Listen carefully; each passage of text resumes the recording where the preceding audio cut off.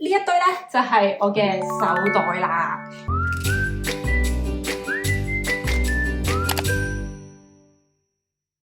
Hello， 我係 Vivi 啊，今日條片咧想同大家分享一下我嘅手袋，因為我自問咧唔算係一個好中意買奢侈品嘅人啦，亦都唔算係一個好中意買手袋嘅女人，所以咧我本身自己嘅手袋收藏唔算好多。如果你撳入嚟呢條片係諗住可以睇好豐富嘅手袋收藏嘅話咧，咁今條片就未必啱你睇啦。咁琴日咧我自己輕輕數過我嘅手袋啦，我一共好似有16個手袋咁啦，淨係計奢侈品牌嘅話咧，一共咧就有8個嘅。咁今日呢條片咧，我哋就集中淨係講呢8個袋。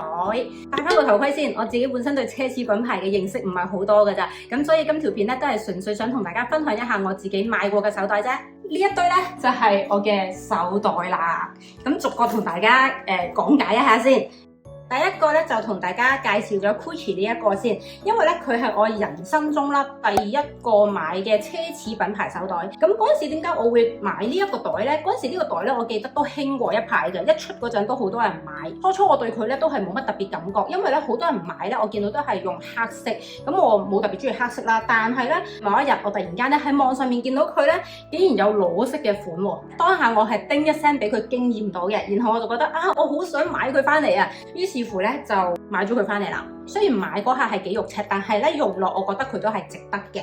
咁呢個袋咧佢個皮質咧就係牛皮嚟嘅，咁所以咧就會係比較襟用啦，同埋佢係硬身嘅牛皮，所以佢係可以做到一個好挺身嘅袋型。咁呢個袋咧佢就跟咗一條金屬鏈，就係唔拆得，亦都唔可以自己調校長度嘅。咁佢個用法咧就係可以俾你單膊咁樣孭，或者係斜孭。咁因為身高嘅關係啦，咁所以我只會選擇將佢斜孭嘅，單膊咁樣孭咧，對於我嚟講就實在太長啦。個袋入邊咧就係咁樣嘅，佢有個暗格位喺度啦。我自己通常就會將卡啦、鎖匙咧就放喺呢一個暗格。佢呢一個袋仔好似細細個咁樣，但係其實佢個儲存空間咧都唔少嘅。我出街要用嘅必需品咧，佢全部都可以裝得晒。但係用佢嗰陣咧裝嘢就唔可以裝得太重，如果唔係咧呢條金屬鏈咧孭喺個膊頭嗰度咧就會整到好痛噶啦。牛皮咧通常就會比較耐用啦，咁但係因為我自己係一個唔好識錫袋嘅人，所以用咗咁多年咧，其實佢身上面都有唔少嘅戰績噶啦。尤其是呢一個位啊，呢兩粒金屬扣咧係壓到佢變咗有個黑色孔喺度噶啦。據我所知咧，呢一款手袋而家已經係停產咗噶啦，咁所以就算你有錢，你去到專門店咧都唔會買得翻嘅。真係想買嘅話咧，就只能夠係買 second hand 咯。跟住講下呢一個 Chanel 嘅手袋，佢係我人生中最有紀念價值嘅一個手袋。點解呢？因為佢係濤叔叔喺我陀住 BBS 嗰陣咧特別送俾我嘅禮物嚟嘅。因為我自己冇特別好中意奢侈品啦，所以同濤叔叔一齊咁多年咧，佢都冇特別話送過任何嘅奢侈品俾我嘅。當佢話要買個手袋俾我嗰陣咧，我仲專登去 Chanel 嘅官網嗰度去睇下佢有啲咩款式啦。因為我自己真係唔係好識佢嗰啲款啦，同埋咧我對嗰啲全黑嘅手袋係冇興趣。如果夾硬係為咗買而買嘅話咧，咁我就覺得無謂啦，咁但係咧當時又俾我喺網站見到佢喎，跟住我覺得哇呢個配色都幾靚啊，咁最後咧我就去咗海港城嗰一間嘅專門店度買佢翻嚟啦。呢個款式嘅袋咧當時專門店係得翻最後一個，所以買到咧都算係幾好彩嘅。佢係寶藍色襯白色，然後咧側邊再有2條嘅金線喺度，個扣咧都係寶藍色襯金色嘅，撳住側邊嗰2個掣咧就可以打開個袋噶啦。呢個袋係我最錫嘅手袋嚟嘅，所以你見到咧呢一塊擁抱我係完全冇掉到，連入邊呢一啲雪梨紙咧，我都係 keep 住嘅。最誇張就係咧，我連呢一個膠貼咧都係冇搣到嘅，連嗰張卡咧都仲喺個袋入邊啊！呢個袋真係 keep 得好新淨噶。裏面嘅間隔咧就係咁樣，佢係側邊有一個暗格啦，然後就成個大格喺度嘅。容量嚟講咧，佢兩個係差唔多。呢個袋佢都係有2個孭法啦，咁就首先係可以單膊咁樣孭啦，或者係可以將佢斜孭。嗰陣時買呢一個袋翻嚟咧，好似係33,000定係35,000咁上下嘅價格啦。但係咧做2日，我專登上翻佢哋網站嗰度睇下，而家買個波要幾多錢？哇！要成5萬蚊啊！佢哋加價真係加得好犀利嘅。如果而家要我攞5萬蚊出嚟買個袋咧，我真係睬你好傻。講開 Chanel，我哋就講埋另外一個袋，咁就係呢一個 WOC， 相信大家對於佢都唔會陌生噶啦。啱啱我話過自己唔係好中意全黑嘅手袋啊嘛，咁呢一個咧就係我唯一一個全黑嘅手袋啦。我自己覺得啦 ，WOC 係要呢一個黑色咁樣最 classic 嘅先至係好睇嘅。佢係好容易襯衫啦，同埋裝嘅嘢咧比我想象之中係多好多。佢細細個咁樣咧，一啲都唔壓位，然後打開之後咧，佢係有好多間隔。首先背面咧，佢就已經係有一個暗格啦，然後打開袋之後咧，佢呢度就有個拉鏈格可以俾你放嘢嘅。然後呢度有第3個分格，跟住呢一度咧就有第2個嘅拉鏈格，然後拉鏈格側邊咧就有第5個分格，最後佢呢一度咧 total 係有6個嘅卡片格，俾你可以係放一啲卡片、信用卡啊、八達通啊、身份證啊咩都好啦，總之你就可以放一啲卡嘅東西喺呢一度儲存。咁所以呢一個 WOC 咧，雖然佢係袋仔細細，但係咧佢係好裝得到嘢，同埋佢係可以幫你做到好好嘅分類嘅。咁佢嘅孭法咧都係可以俾你側孭或者係斜孭啦。但係因為我自己嘅身形比較矮細嘅關係啦，所以我就特別配咗呢一個扣，去到將條帶改短。呢個袋咧佢係荔枝皮嚟嘅，咁所以咧佢係非常之襟用啦，同埋冇咁容易刮花啦，亦都係黑色嘅關係，所以佢係非常之襟污糟。以前喺香港嗰陣咧，我同 BBS 出街咧都成日會係用呢一個袋嘅，佢係我8個袋入邊咧頭3名用得最多嘅手袋嚟嘅。跟住講多個 Chanel 啦，咁我自己其實 total 係得3個嘅 Chanel 袋。咁呢個袋咧同頭先嗰2個有啲唔同，佢咧係我喺中古店嗰度買翻嚟嘅，咁所以咧就唔係喺專門店買嘅，佢係一個好夏天嘅袋嚟嘅，咁所以我自己咧都係夏天嘅時候先會拎佢出街嘅啫。佢係好靚嘅粉紅色啦，然後個扣啦同埋條帶嘅配件咧都係用咗牛皮去做嘅。呢個袋我真係好粗用嘅，所以你見到佢啲細節位咧都唔會 keep 得好靚。條帶已經係有少少變黑啦，然後呢啲皮嘅位置都有花晒啦，個扣都已經係有少少變咗色啦。咁打開之後咧，個袋嘅容量係非常之大嘅，可以擠好多嘢。佢個底部咧都有翻咁上下嘅厚度啊，咁所以咧真係可以擠到好多嘢嘅。分隔方面咧，佢係有4個。首先側邊咧就有個拉鏈嘅暗格，然後你見到佢左右兩邊咧都有好大嘅儲存空間。咁中間咧就再有一個拉鏈格去俾你放嘢嘅。大家可以睇到個袋入邊咧係已經俾我用到好污糟啦。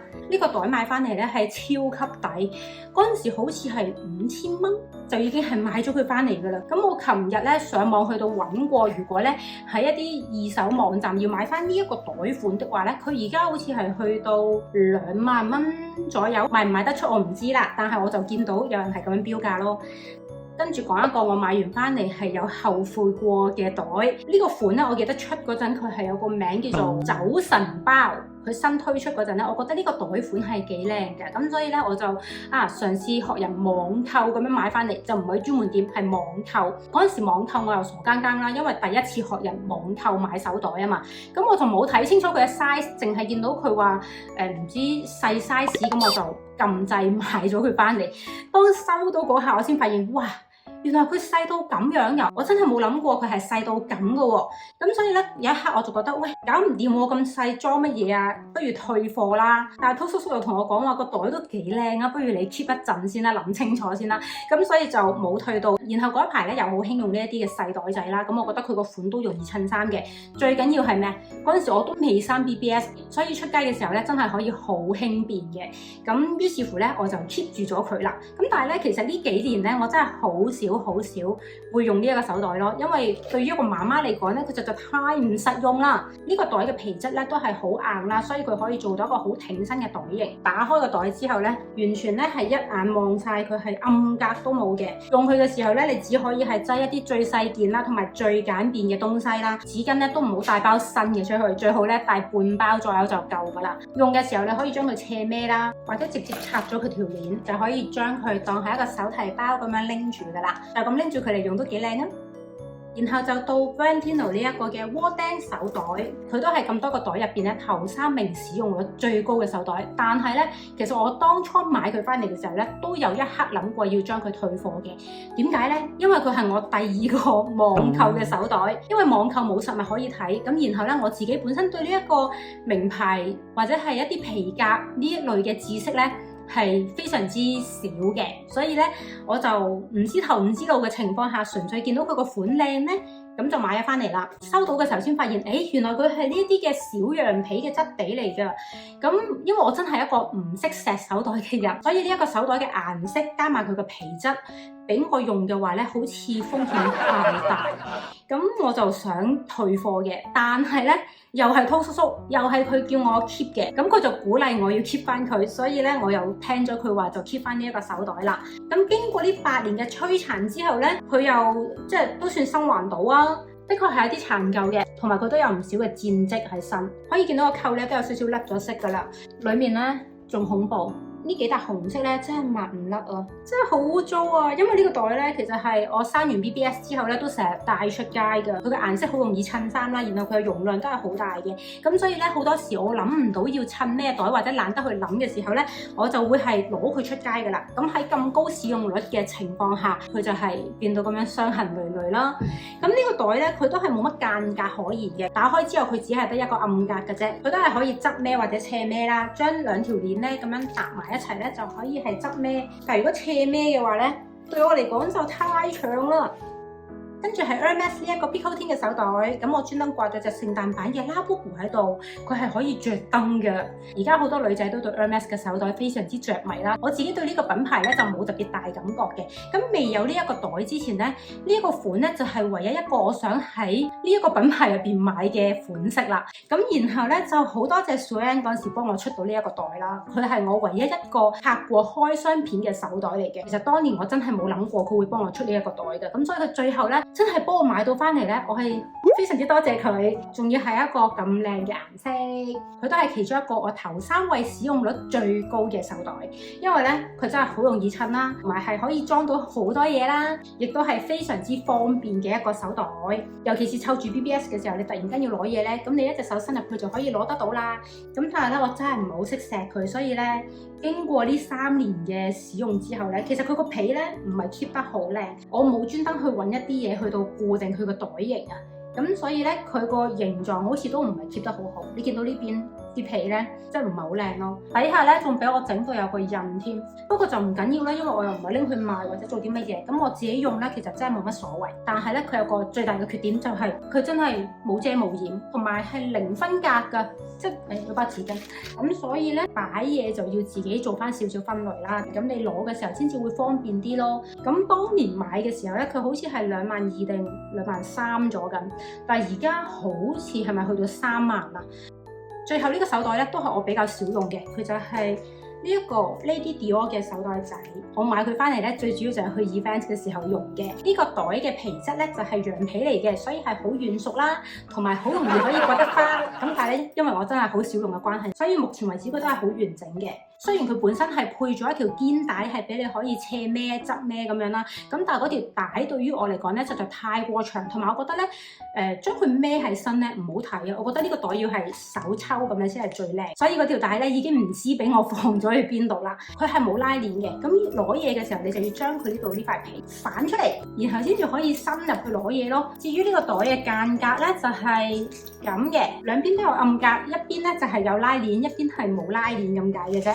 因為呢個袋係幾硬身嘅，咁同埋咧佢都唔係好厚啦，咁所以咧其實佢裝嘢嘅容量咧係比我想象中少嘅。攞嘢唔方便對於媽媽嚟講咧，真係一個好大嘅缺點嚟㗎。不過佢個樣真係好靚，所以就算我好少用嘅情況下，我都唔捨得放咗佢咯。逐個袋講完之後咧，我哋就嚟測試一下佢哋嘅容量啦。呢個係我而家出街成日用嘅袋，咁入邊咧就有齊晒我出街需要帶嘅東西，裏面分別有化妝袋，咁化妝袋入邊咧都係啲唇膏啊、hand cream 啊、粉餅啊之類啦，咁就一堆嘅化妝品。